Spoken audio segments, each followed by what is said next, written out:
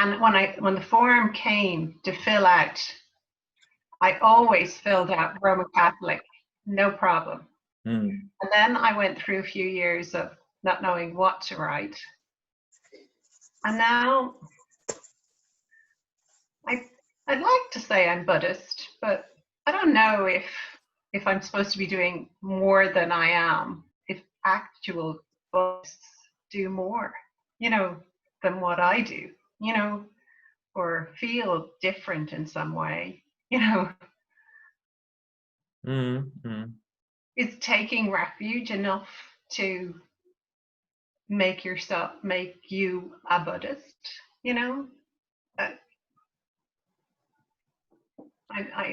What do others think about this? How do you view your own situation, people?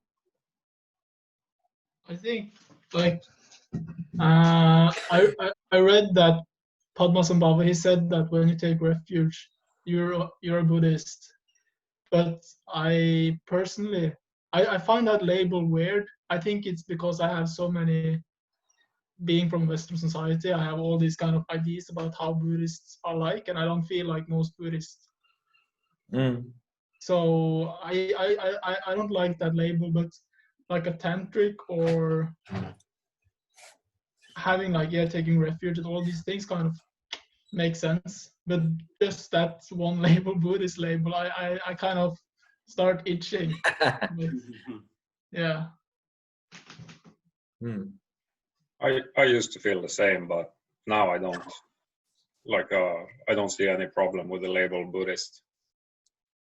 And I feel that as long as you understand what it actually means, it's fine. In the sense of practicing towards liberation using a Buddhist approach, using emptiness approach.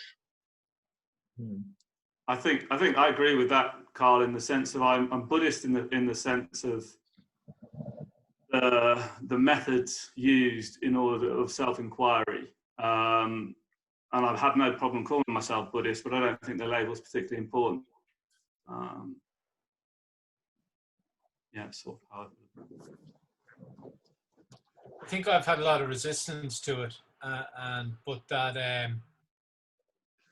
with the practice, my interest and my curiosity has really been kind of opened up and piqued, and that it's probably inevitable that I will, But it's kind of like whether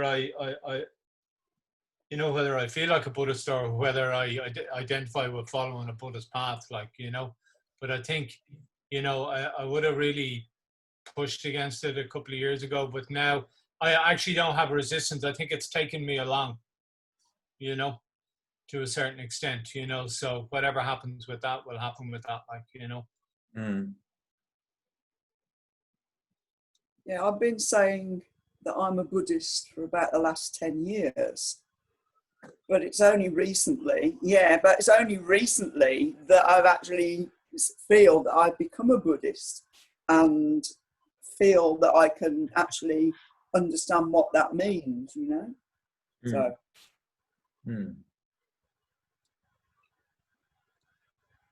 Yeah, for my part, I don't think I can label myself as a Buddhist.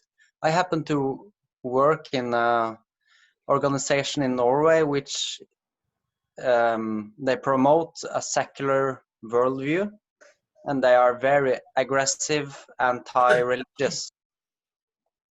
And to say you are meditating there is really, you're gonna raise hell if you do it. And you have to have your explanations ready. But personally, I identify as a practitioner of something. But I guess if you have access to the secret level of the teachings, you are more than a practitioner. You are some kind of non-dual, I don't know. So yeah, it's a personal problem for me as well. I think that's where the problem for me came from, from a immature understanding of the place of labels when natural state can't be labeled. That kind of understanding, like as you see in many non-dualist approaches, that language is something inferior, labels are inferior, but then it kind of it kind of has collapsed for me, that dichotomy between using labels and in everyday life and non-dualist, or this, which was perceived as other than language, but now isn't perceived as separate from language, if that makes sense. It's funny, I was, I think before we started the retreat, maybe last week, when I was sitting in practice and I was, you know, I was invoking the gurus and, you know, with the beginning prayer, you know, and I had this kind of narrative or voice in my head going, who the hell are you to be asking for guidance from the guru, like, you know? And then almost immediately I had the, who are you not to, like? You know, why not? Why wouldn't you? You know? And it was kind of a little, I suppose, a small little breakthrough, a little connection, kind of like, you know, that you know, the gurus are accessible for me as they are for anyone else if I go there, like, you know. And yeah, it was good, like, you know. I sometimes feel like I've been tricked into becoming a Buddhist, you know, by kind of my friends in the Sangha in Dublin who are like, because when I originally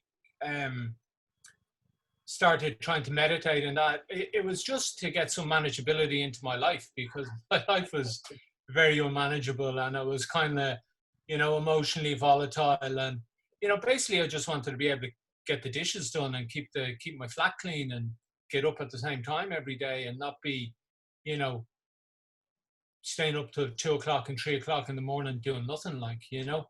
And I had no real interest in I kind of wanted it on my terms, you know, and I had a lot of pride around kind of, and baggage, I suppose, around religion, spirituality, all that kind of stuff, you know, even though I thought I'd kind of,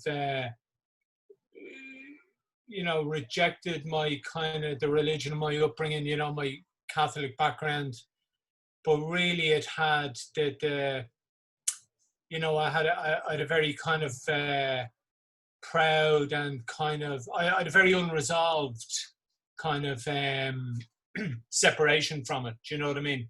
It still had the kind of its tentacles and the kind of like the labels of it and all that.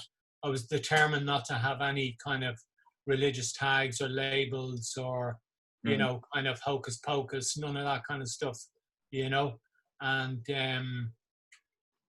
but now I kind of, you know, and actually it doesn't, you know, like if I see people, you know, going to mass or in that, it doesn't offend me the way it used. I used to have a real resentment about it, like, you know, I'd want to dump on them, you know, and I don't have that really anymore, like, you know, even though, you know, I have views about their power and all that, like as an institution, but not as a spiritual practice, really, like, you know. So, you know, so yeah, I mean, whatever. I don't know what my point is, but anyway, thanks.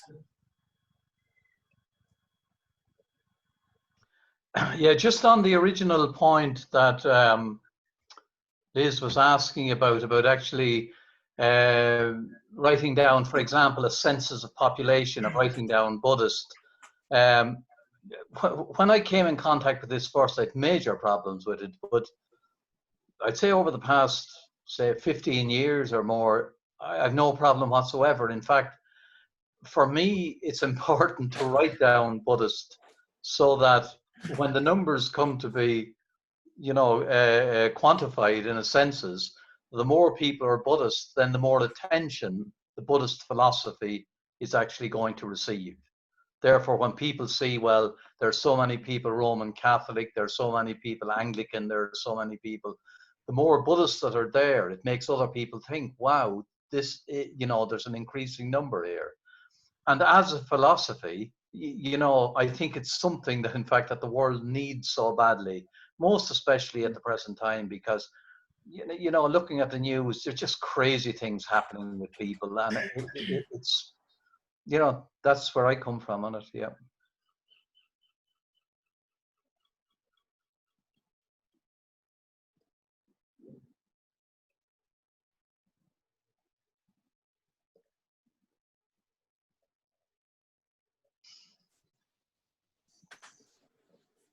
I remember when I was in Japan, in the monastery, I met with a phenomena that I hadn't met before, because up until that point I had been practicing Zen meditation, Zazen, for something like 2 years. And to me, like being brought up in a, what do you call it, like secular Christian culture, kind of like post-Christian culture. We have a Lutheran church here mostly, although I was baptized in Orthodox, Russian Orthodox Church myself, but it's still very secular when it comes to Christianity in this country. And in my family's life, it wasn't present in any way, religion. So so to me, like religion, and you know, I associate that term strongly from my childhood and youth to Christianity. You know, religion, the word had a really bad ringing. That's something I don't want, because it had no relevance to me, and it didn't seem to offer any solutions that I needed. So when I went to Japan, and I had been staying there for a month, because there's a monthly event in the monastery where, you know, the Buddhist temples, at least in Japan, they have a number of families who support the temple financially. So that group of people is called Danka. It's like supporters, number of families belonging under each temple. And that was a Rinzai Zen Buddhist temple.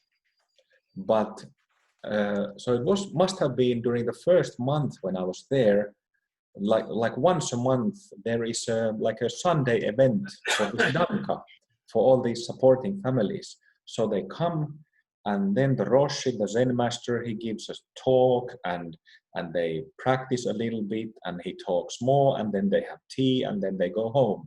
Oh yes, and of course they give money before they leave. They give donations. But that first Sunday there, it struck me that, you know, these people by their religion are Rinzai Zen Buddhists. You know, same way like a Lutheran Christian or Catholic might go to church every once in a while or once in a month on a Sunday. In exactly the same way, these people came to Rinzai Zen Buddhist temple. And the thought had never occurred to me that Rinzai Zen Buddhism can be a religion for somebody.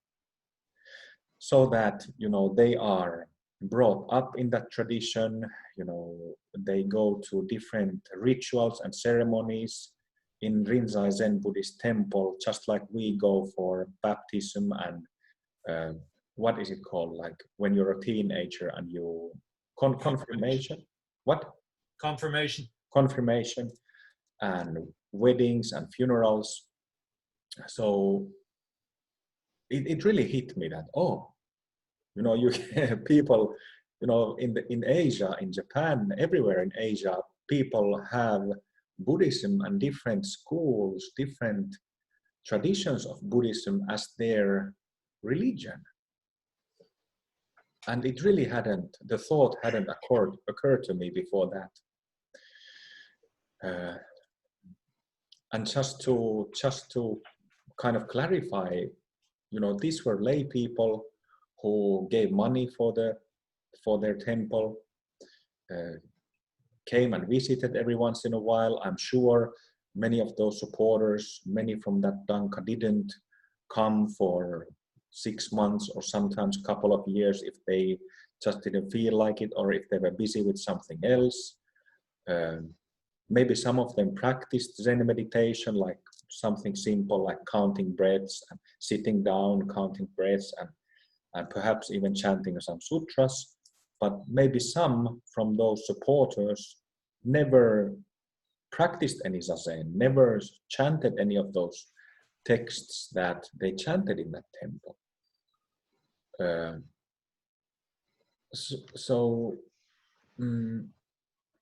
To me personally, to think of Buddhism as a religion, just like we see religion as like a faith-based belief system in Finland or in the West, Christianity, I don't associate that with Buddhism at all.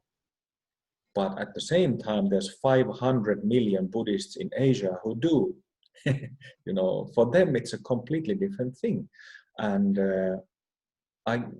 this leads me to think that, Buddhism as practice is a completely subjective experience. So to me, Buddhism, it means to do Dharma practice. It means to do some kind of practice that affects my mind. There's some kind of mind training involved, and there's some kind of transformation or insight, understanding coming from that practice. This is Buddha Dharma, which to me is Buddhism. And that practice and those experiences, I think, makes me a Buddhist. If you ask if I'm a Buddhist or not, for sure I'm a Buddhist, because I have experienced that transformation through a tradition taught in Buddhist tradition. Learned from a masters who are masters in the Buddhist tradition. So, yeah. And we are allowed to have of course we are allowed to have our subjective interpretations and views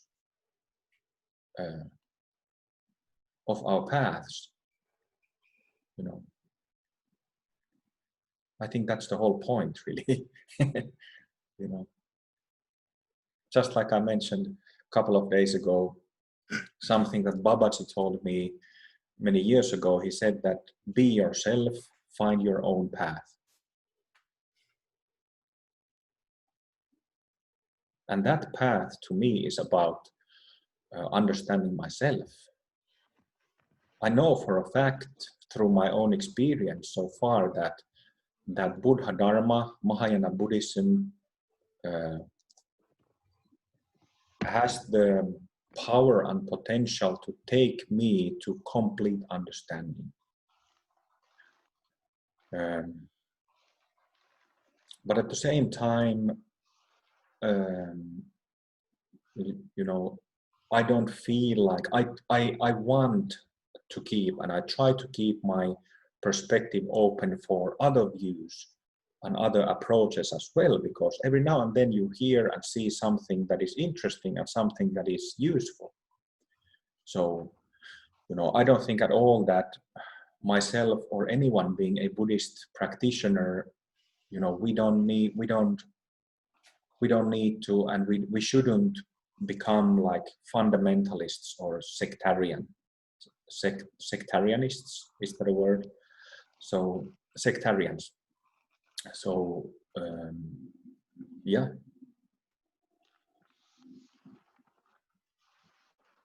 Just my 2 cents. Great question, Liz.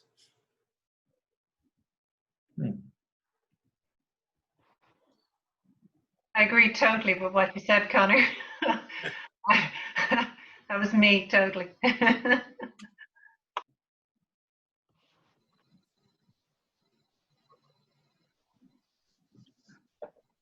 more than that, somebody was it Oscar who was mentioning the word tantrism, that I certainly feel, although, you know,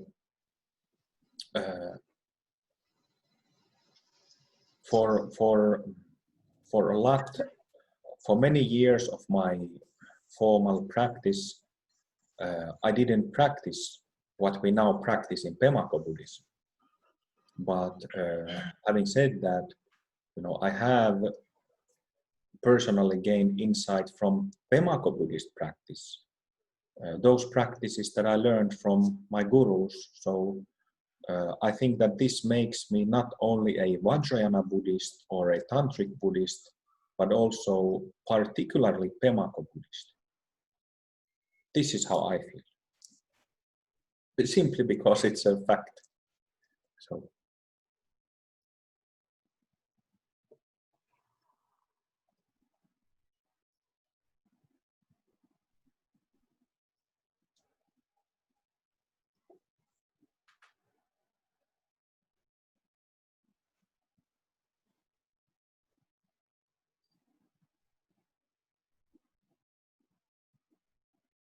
Yeah, I think for me it's just to kind of pinpoint that's like, because from all the groups I've been visiting or been in for some short while and stuff, it's like they have their own flavors, you know.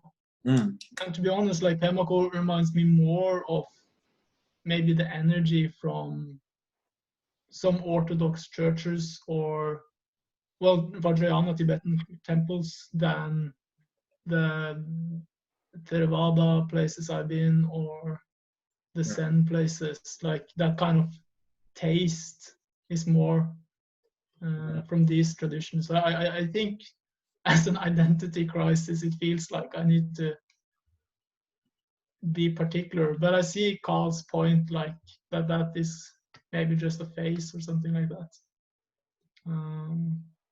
I don't know. But Tantric sounds cooler. Tsokchenpa, Vajrayana Buddhist, stuff like that is much cooler. But I would definitely have to agree on the Tamako Buddhist part, because there are many forms of, or many aspects of Buddhism that I really don't identify with and even dislike. Maybe some of the, like I guess all forms of practice, if it's not, I have to be careful with the words here, if it's corrupted, it gets a particular flavor. And that happy, jolly, passive-aggressive Buddhism that I've witnessed in some places, that really, I don't identify as that for sure. If you know what I mean, like the pushing everything down and then looking at the smiling Buddha and trying to plaster on a smile. But I guess you find that in every form of practice.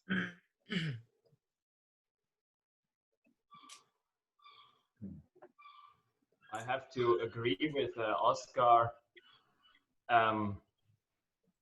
especially since with the Vajrayana people and the Orthodox Christians, for example, you really notice that they dedicate their lives to the practice or to their spiritual orientation, and not just a Tuesday night or a Sunday morning to the practice. And I think that's very noticeable, and that's why I also totally agree with Tamako being more similar or feeling more like these traditions than like when you enter a Zen temple or something. You've spoken before, Kim, with regard to institutions and what happens with institutions, in that, you know, that the institution itself really becomes the focal point. Whereas what I like about this is that, in fact, that it's that direct relationship with the masters. And for me, what you say there about, about say being yourself and find your own path, I think that's the attractive part of the practice for me. And I think that Buddhism, the same as Catholicism or any other institutional religion, has that drawback in that it tends to be more around the rules and what people say rather than the journey of an individual in actually finding his own or her path. That's the attractive part of it for me. Yeah, there's this joke. So God and devil are having tea, and God says, I have the truth, and the devil says, good, I'll help you organize it.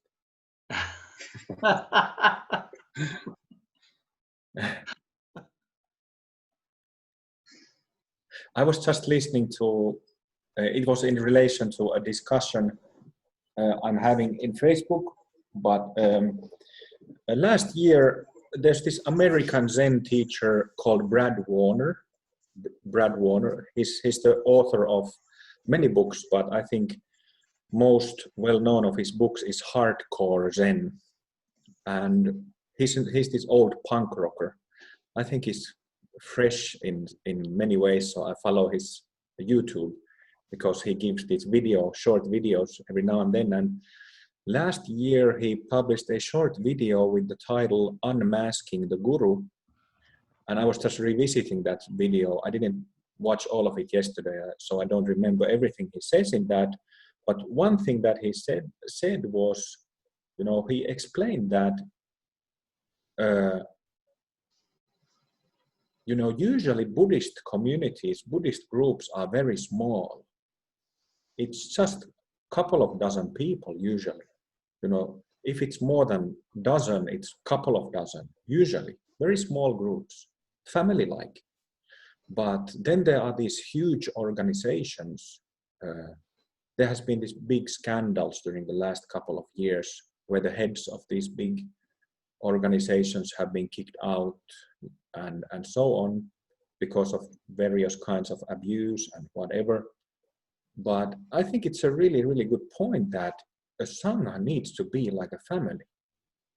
It really needs to be like a family where you can trust each other. Not only that you know each other, but you trust each other. And trust is obviously deeper than just knowing somebody. And I think this is a really important point. If and when organizations get big, too big, then that is immediately that knowing and trusting becomes questionable. And I've often thought myself, and this is actually something Carl and I and the staff in Teachers Lounge, we have discussed many times before, that I would feel really weird teaching people who I don't know. And I would feel really weird teaching groups that are bigger than, say, 30 people. I mean, on retreats, like if I was, like I am teaching retreats now, I would feel really weird if I taught 50 to 100 people every month, and it's a lot of those people I've never seen before.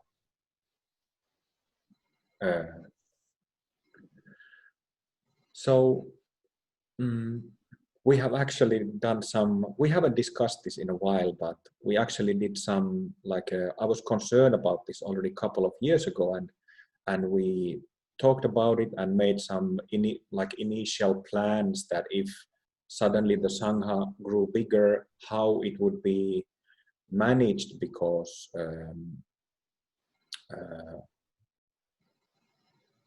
I could take some more students, but personally I couldn't take much more.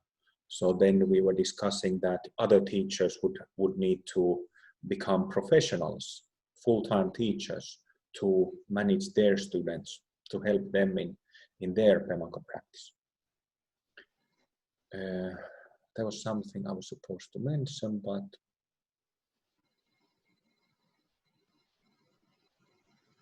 but yeah, also traditionally, even if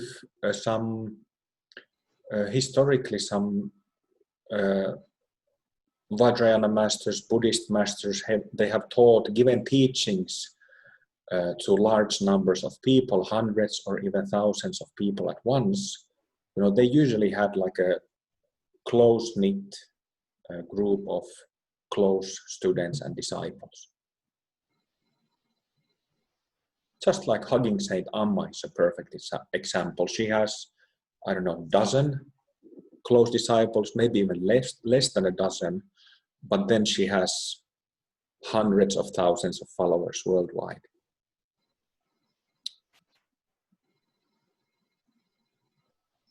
But yeah, I think a Sangha needs to be like a family. That's when it's a proper Sangha. Like an organic community between adults, just ethics coming from one's own experience, rather than having to write a book of rules and regulations. There's a big difference there.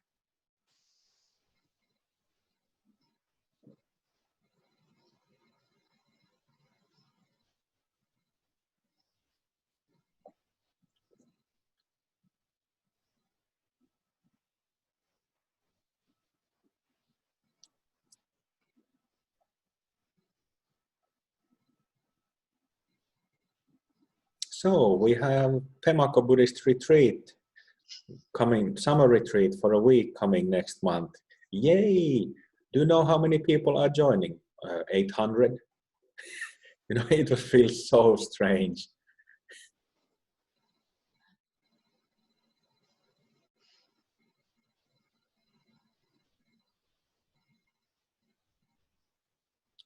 What kind of room do you have? Accommodation? Well, I decided to take the AC room. How much is it for a week? About $2,000. There are literally some Buddhist centers who offer single room bedrooms for $2,000 a week in the States.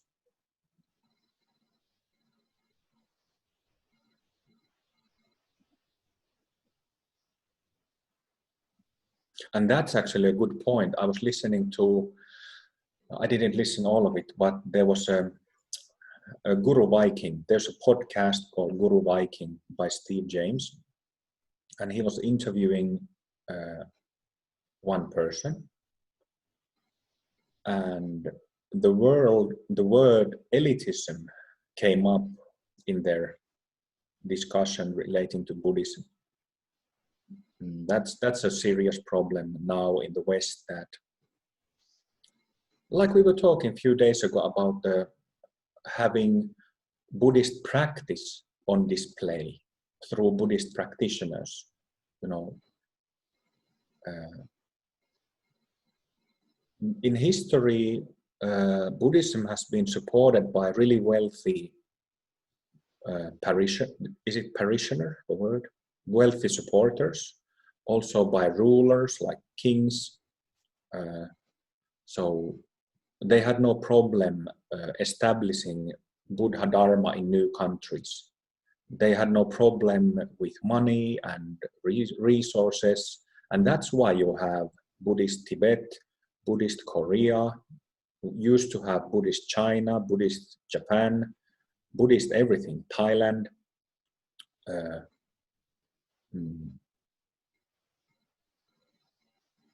And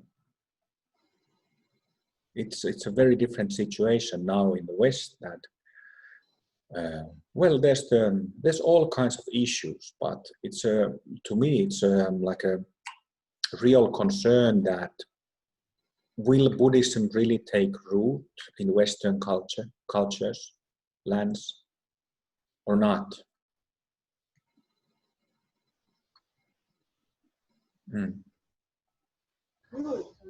Yeah, Kim, I was in Myanmar last year in Burma, and that's very Theravada, Buddhist, very Buddhist, and there was these gold-plated temples, very, rich gold temples all over the country, all over the place, and the people had nothing, like dirt poor, and they were giving 40% of their income to these Buddhist temples, and it was just seemed so exploitative, and they were controlling the people, and just felt like a really, I don't know, not a good version of a Buddhist tradition. It was really strange, and I don't know about other countries, but yeah, that term Buddhism just feels like it has a lot of baggage to me. I'm not comfortable with it myself. I would say Catholic and practicing pragmatic Dharma myself, in answer to Liz's original question. But that's me. Yeah, well, that's the other side, that it can go too far with the golden rooftops, and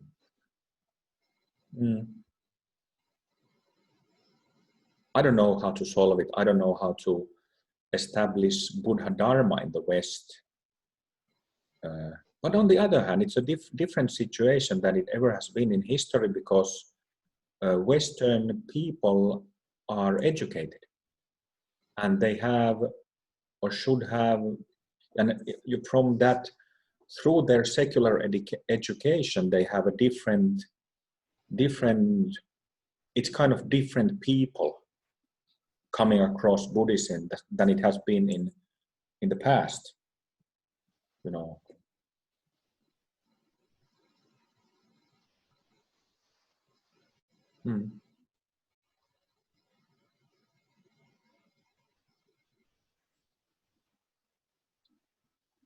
I recently went to South Korea, and I noted that they also had sort of gold-plated temples, and an interesting thing to note, though, is that their culture is just so different, and there's such a loving presence once you enter the Buddhist temple. Whereas here in San Francisco, I think Buddhism does have a very good connotation to it, but sometimes if you enter some of the, I don't want to point out any particular ones, but some maybe Zen centers or something, it's less inviting and less loving and caring, and people don't have that same attachment to their religion as I felt when I went to South Korea or Japan, actually. It's actually kind of the same as the West. And I spent a year in Bangkok in the 90s, and kids there rebel against their parents by becoming Christian, to a kind of a rebellious thing to do. And in the West, we kind of had this, saw Buddhism as a rejection of our Western upbringing with Christian churches and that. And I remember when I was there were like various scandals involving monks and kind of lottery numbers and all that kind of stuff. The same kind of stuff that goes on here with, with anyone in power, so.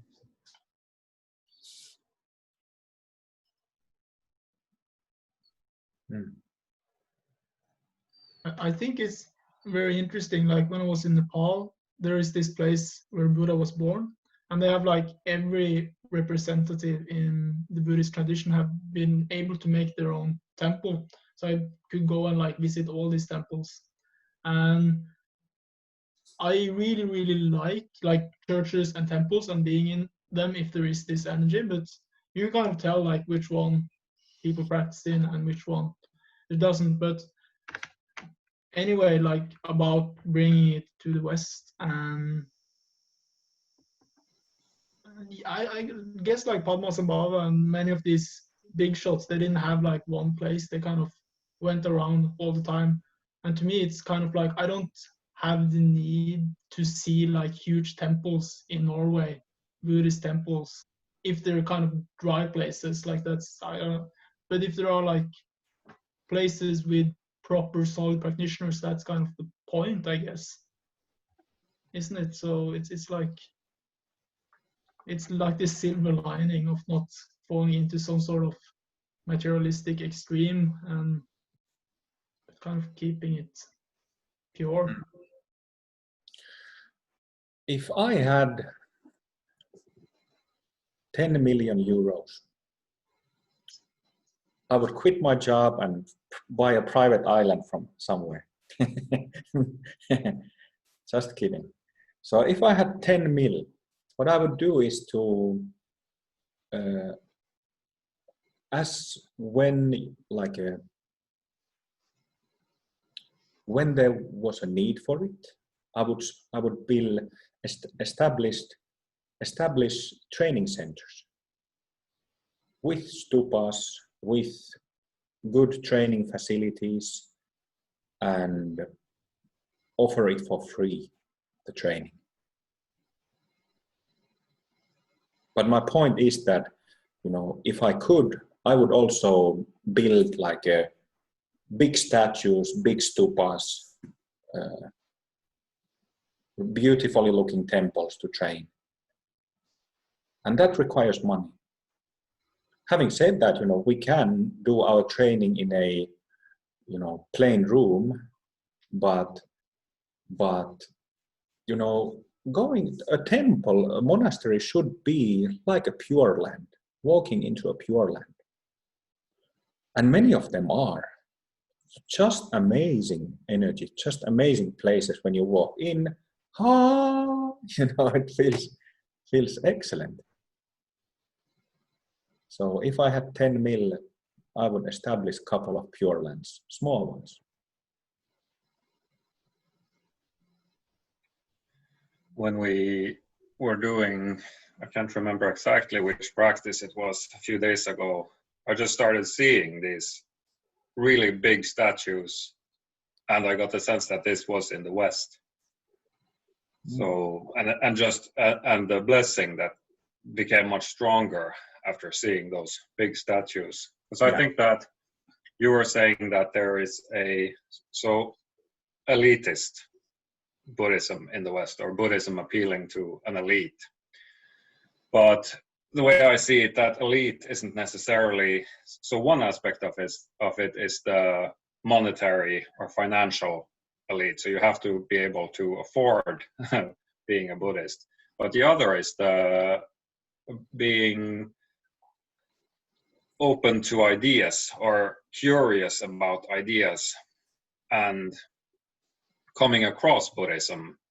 I think that if you're, for example, I came to it through an interest in philosophy, or that was a major drive, like that curiosity of other ideas of how to view things. And I don't think that's I don't think actually that many people read books today, for example. And if you don't read or try to find these things, try to investigate the idea,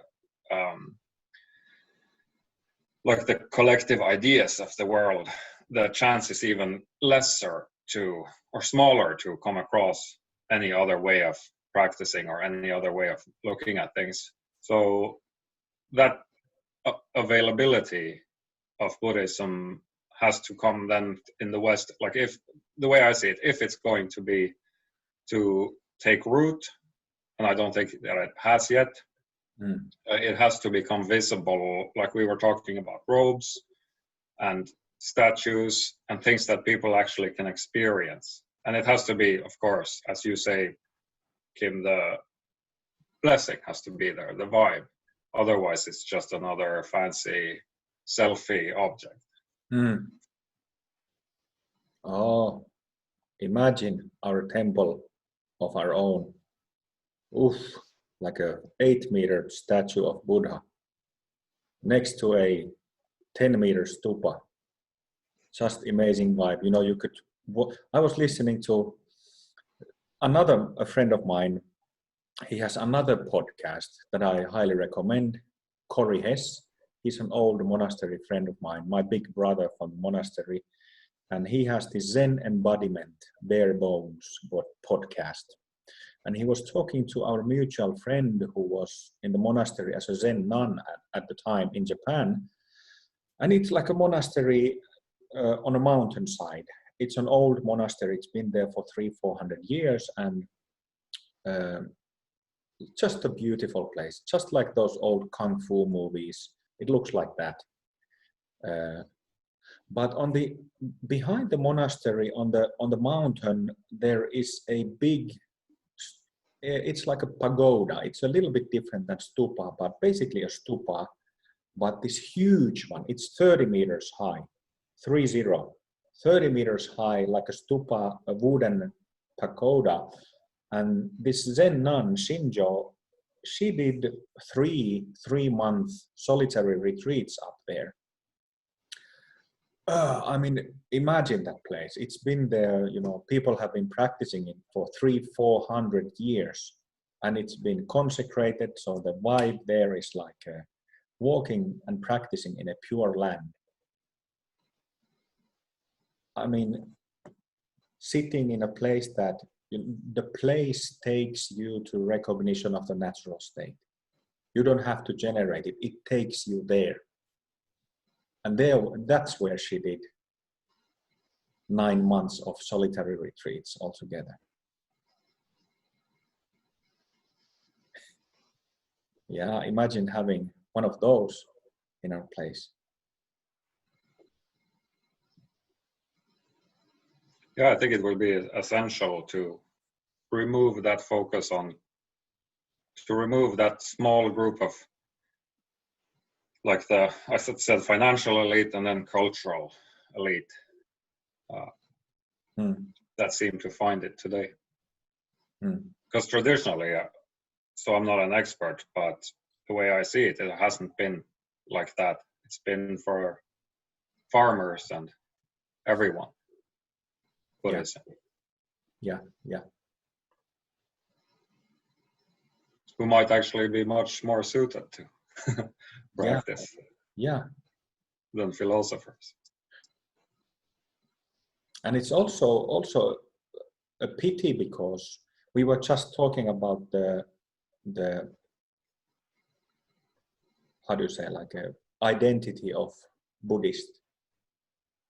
But Buddhism means so many things, but it's a pity that when people who are not familiar with different branches of Buddhism and vehicles of Buddhism, when they talk about Buddhism, they associate with something that has to do with renunciation, something that has to do with shaven heads, monastic robes, monastic lifestyle, monastic ideas,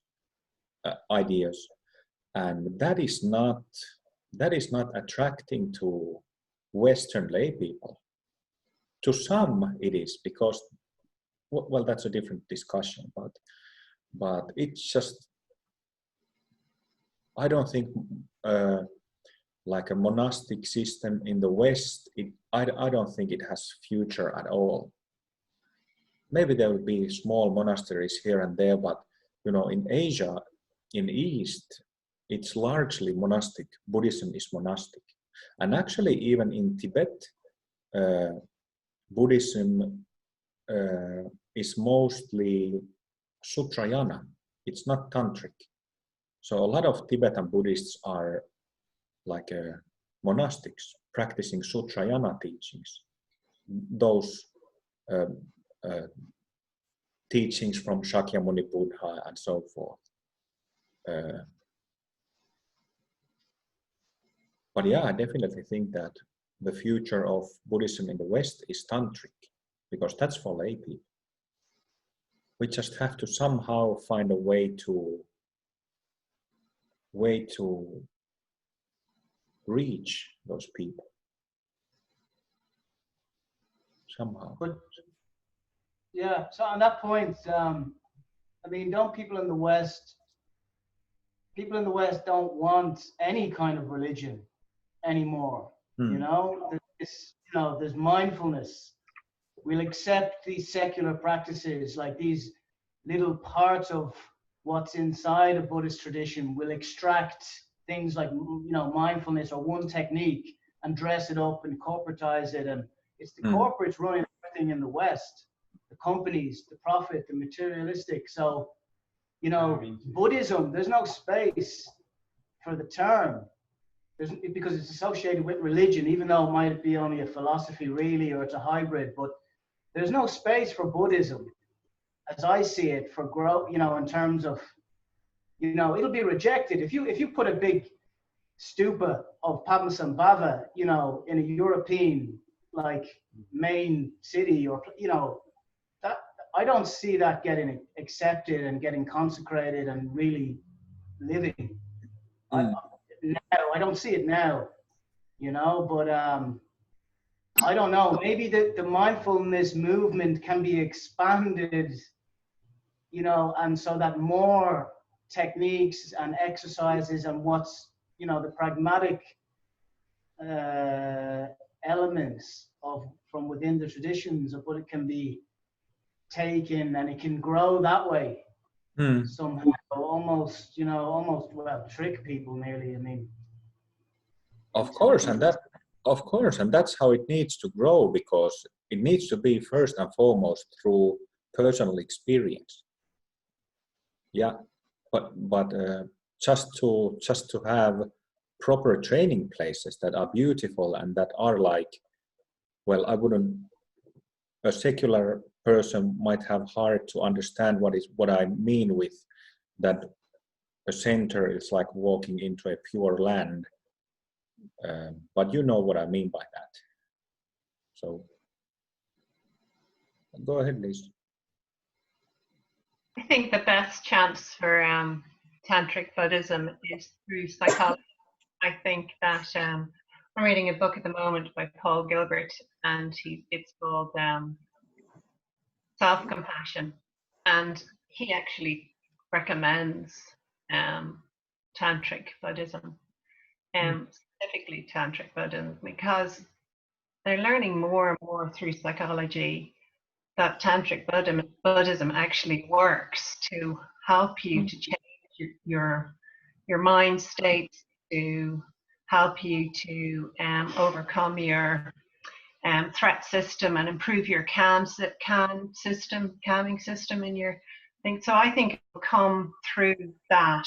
I think the mindfulness will.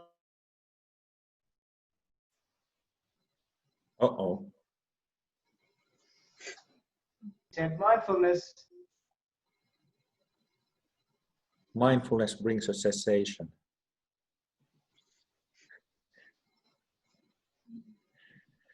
Okay, so what did she say before it went down? Using psychology to explain practices. One thing, yes, that something that came up through that discussion, you know, I've had longer and shorter dialogues with like Tibetan tantric practitioners and teachers throughout the years in various lengths, and usually those people who end up talking with me, they have a problem with their Tibetan tantric practice. I wish they didn't, but they usually do. So unfortunately, one problem that, you know, I meet, for example, I have met like a small number of teachers from those traditions, Tibetan, Vajrayana, who would want to teach, and who have the capacity and skills, understanding to teach. But the problem with Tibetan Vajrayana is that it's all shrouded in secrecy. So they literally cannot have an open discussion about like a pragmatic discussion that we have on daily basis. They can't do that because they don't talk about their practice with other people except their lamas. And they can't talk about their practices and so on and so forth. They can't because it's forbidden. And this is a big problem. You know, we have seen in Theravadam Pragmatic Dharma, there's the Dharma Overground Forum founded by Daniel Ingram, and it reaches so many people. You know, the benefits and practices are shared openly, so it just spreads dang, dang, dang, dang, dang, dang, dang, like this. But same cannot happen with Tibetan Vajrayana because of these vows of secrecy.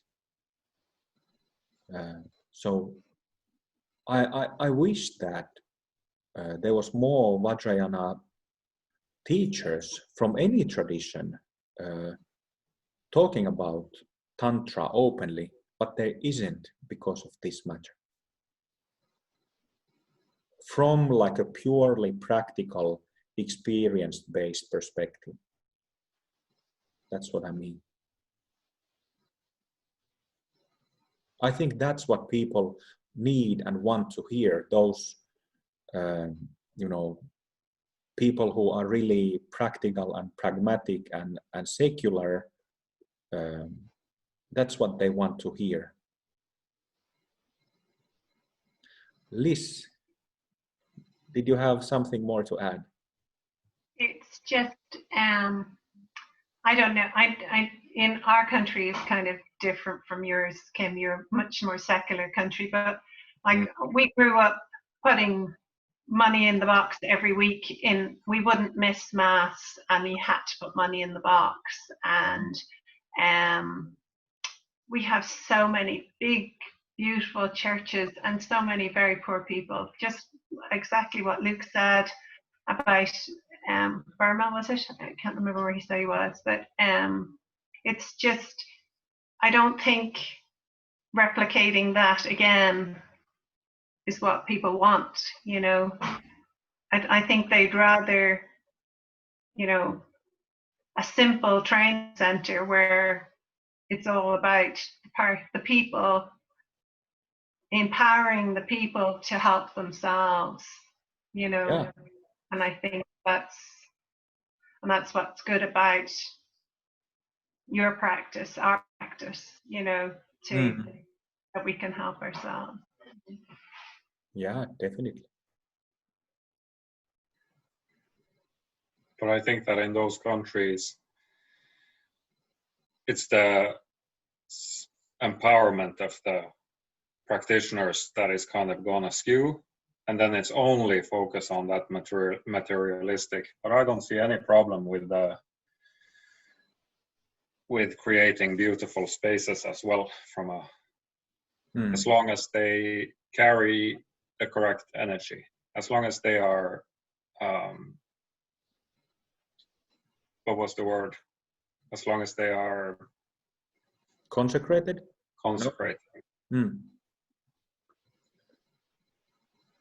But Carl, don't you need a community to make, you know, a committed community to create that vibe? You know, it must take more than just, you know, a senior practitioner consecrating, or you know what I mean? Well, I guess it helps, but the initial, if it's done right, the consecration should makes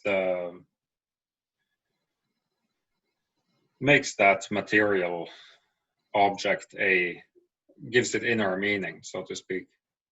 But of course, if people practice around it and there's a living community there, I guess it helps. Yeah, but if that community doesn't respond and participate, what are you left with?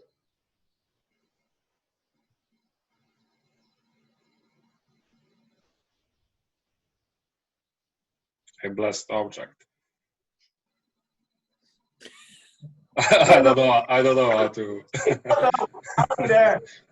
A blessed object that nobody gives a shit about. You build it based on that vision you had, and I'll be there. You build it to the design of your vision, and I'll be there. It's good enough for me.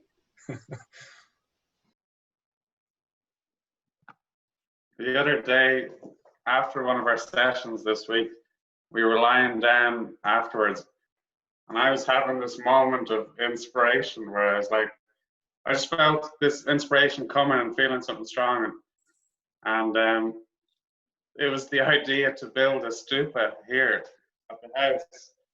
It was like, it was a really nice feeling for a moment. It was like, oh, this is great, something meaningful to do here, like to keep me busy or whatever. And then it just, after a minute, I was like, oh, I can't build. Like, I have no hope of being able to build a stupa. So I just kind of completely dropped it down. It was like, I think I'd have to try like 50 times or 100 times to make anything that resembled a stupa. I think Monica posted a video recently with a woman making a big stupa out of wood somewhere in Asia. I know one who could do that. Yeah? Yeah. We need to find this person. I have a really cool guy. Send her to Lithuania. Manus, is that an invitation for us to actually to come out to you when the house is settled up so that we can actually help you build it? Yeah, that'd be great. Be a cool project. If anybody has wood carving skills, we can all make a mess of it together. A stupa can be built of bricks, just normal bricks, you know. And I actually have like this much literature on how to build a stupa. Wow. It has to have a really pointy bit though at the top, does it? Like no, it doesn't have to be. It can be actually maybe one of the first stupas in the world, which is to commemorate the first teachings of Shakyamuni Buddha. That's somewhere in India. I just saw a picture of it in Facebook. It's like a kind of like a four-sided pyramid, you know, where it could have a pointed top, but it's actually flat from the top. So it's just like a this shaped, this structure. And it doesn't have to be 30 meters high. It can be just 2 meters high, 3 meters high. So we were talking about this, I guess, I can't remember, I think it was last time I was in Finland, that also with the tankas. So tankas, they follow a very particular, like you have to basically train for decades to become a master. And there's so much symbolism and so many, like the measurements have to be exactly correct. And it's the same if you have a look at so I was also going to build like a small stupa a few years back, and I checked out and found this template. And it has to be, like the bottom has to be this thick in proportion to the next, and then there has to be 3 steps symbolizing this, and then there's 13 and blah blah blah. But the origin of stupas and tankas, I mean, the first person who made it didn't follow any of these rules that have been built afterwards. Just like empowerment can be 10 minutes long, and it can be 3 days long with all kinds of elaborate details and symbolic stuff. So it's just a pure expression of enlightenment. Cool.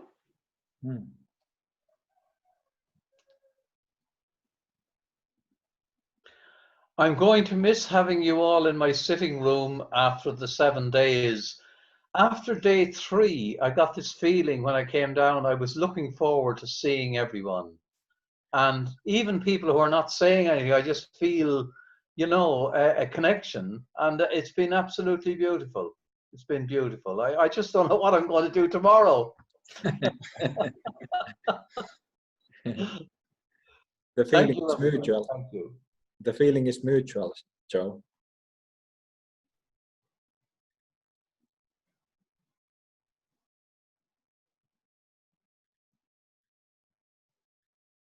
May I say something? Please. Yes, so I agree that it's a very nice presence, but still I would prefer to meet you in person. Because online it's somehow that in order to say something, I feel that it has to be relevant to some extent at least. Yeah.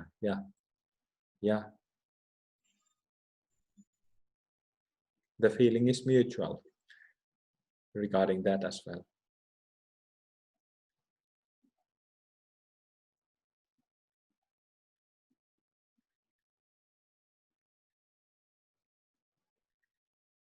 I think we were all kind of a bit too tired to take advantage of our, well, I was anyway, to take advantage of the lunch breaks where we had, you know, the hour that we could just have a chat. It was just it was so intense all week. It was kind of hard to have the energy to actually stay and keep chatting, you know, during that time. I think that would have been a good time to, you know, to talk, to just have free talk, you know.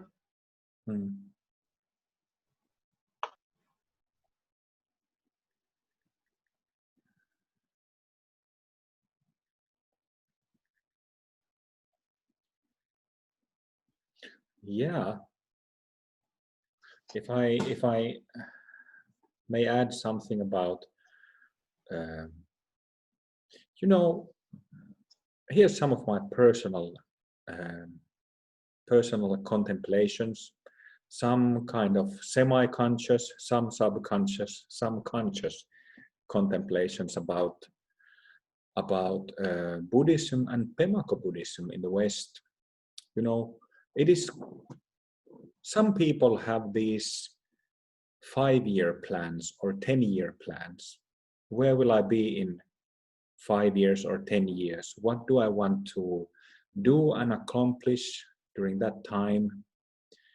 And I actually remember having done and published a 5-year plan for Tamako Buddhism, I think last year in Facebook Sangha. I posted it.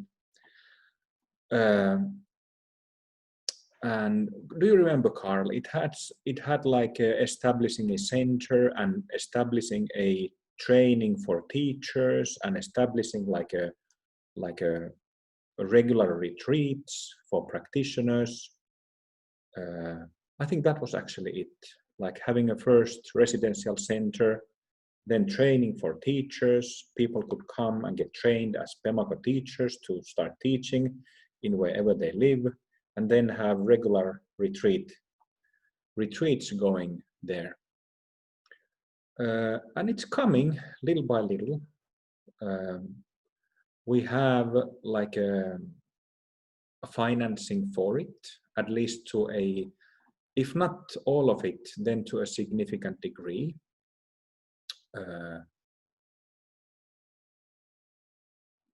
Yeah. So like from my personal view, as a teacher, I just do what I do and what I can with what I have available. So, you know, I just try to teach what I know, share what I know that will help others in the best of my ability. And that's, I guess that's just, you know, only thing I can do really. But I also have dreams, dreams for the future, that because it's a really big concern for me personally that I'm the founder of this school and branch of Vajrayana Buddhism. And if it's not the only one, then it's one of the few Western styles of Vajrayana Buddhism. And it's a big concern for me that I'll probably live to become very old man. So I have many decades ahead of me. But it's a big concern for me that when the day comes and I kick the bucket, if the tradition, if our teaching isn't properly established, that it will disappear in very short time. And I think I should really think about that if that happens, well, obviously, if I die, I won't be worrying about the future of Tamako at that point anymore. But I think I should also contemplate it and come in terms with the fact that it might not survive after I pass away. But like all founders, you know, I also wish that that during my lifetime, my work, the work that I have started with the blessings of Guru Rinpoche and Yeshe Tsogyal, that I would be able, and our Sangha would be able together to establish it properly. Have at least one home, at least one training center, and that I would be able to teach really great and good teachers who can then train their students. And through those people, you know, my students and my students of the teachers that I authorize that our style of Vajrayana would become sort of like a stronghold in the West for Vajrayana Buddhism. In one sense, I don't doubt it at all. You know, we have talked about openly about all these Bhumi openings and Bhumi perfections in our Sangha. And I've said it a few times in Facebook, secret Facebook Sangha, that I think that within the next 5 years, there will be a handful of people in our Sangha who attain the first stage of Buddhahood, who finish their karmic purification. And it's not at all, it sounds bigger than it is. You know, we already have like handful of really people who have so solid recognition that nothing will disturb it or take it away. So from there, the so-called Buddhahood, or coming to full knowledge of oneself, is not far away at all. Just some karmic traces left. And that is just a matter of practice when those traces will be removed, just like all the previous traces with the previous Bhumi openings and Bhumi perfections. So this is just pragmatic discussion, really. And then, you know, I think that this will happen during the next couple of years, next 5 years or so. But then we have decades to come. Like I said, I think that I'll be around until I'm almost 100 years old. I'm 41 now, so I think I have decades to go. Hopefully, I won't have any bad surprises or accidents. But so during those coming decades, whether I'm around or whether we are around or not, I think that there will be many people. Depends, of course, if we can reach and find people who are ready, who have merit, in other words. If we can find those people, then we'll have maybe dozens of attained Mahasiddhas in our Sangha. Maybe dozens, few dozen. This has happened in history with different teachers and masters, and there's no reason why it couldn't happen in this time and in this Sangha or in any other Sangha.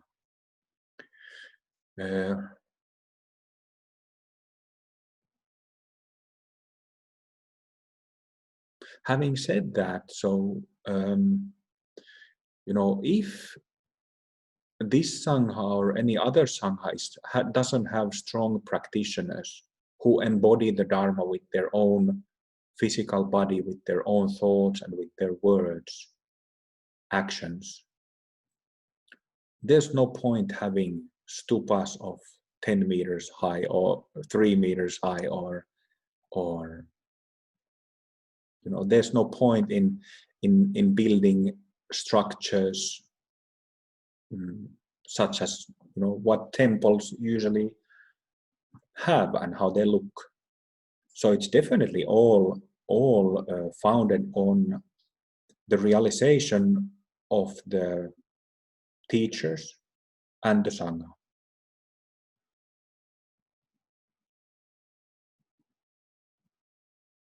But there it is again, you know, realization is at the heart of Dharma from the beginning. And if that is not there, you know, it's like with every religion, it becomes religious really fast.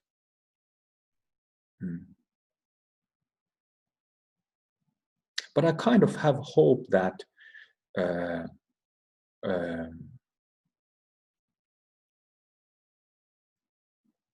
I've been a full-time teacher soon for 12 years. October this year will mark the 12th year of my full-time teaching, and I'm pretty satisfied with the way we practice now. I'll still maybe have to make some small adjustments, but you know, it is clear that the basic practices that we do clearly work for our practitioners. So this is something that gives me a lot of confidence for our Sangha and for our method that is called Tamako Buddhism into the future. You know, we have people in our Sangha from I don't know, from 25 years old to 70 years old. We have men and women, actually almost 50-50. And, you know, all kinds of people from different professional backgrounds and even different religious backgrounds, worldviews. And it works for anyone. So this is something that gives me a lot of confidence. And I just hope to, like I said, I just hope to keep on working, keep on doing what I do with all of you, ladies and gents.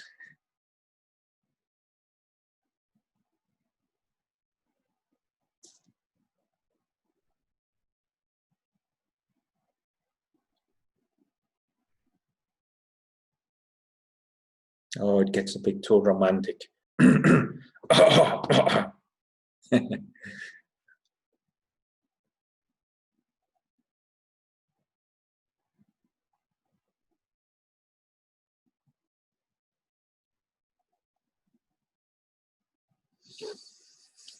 Let's take a short break. Let's take 10 minutes before practice. Thank you all.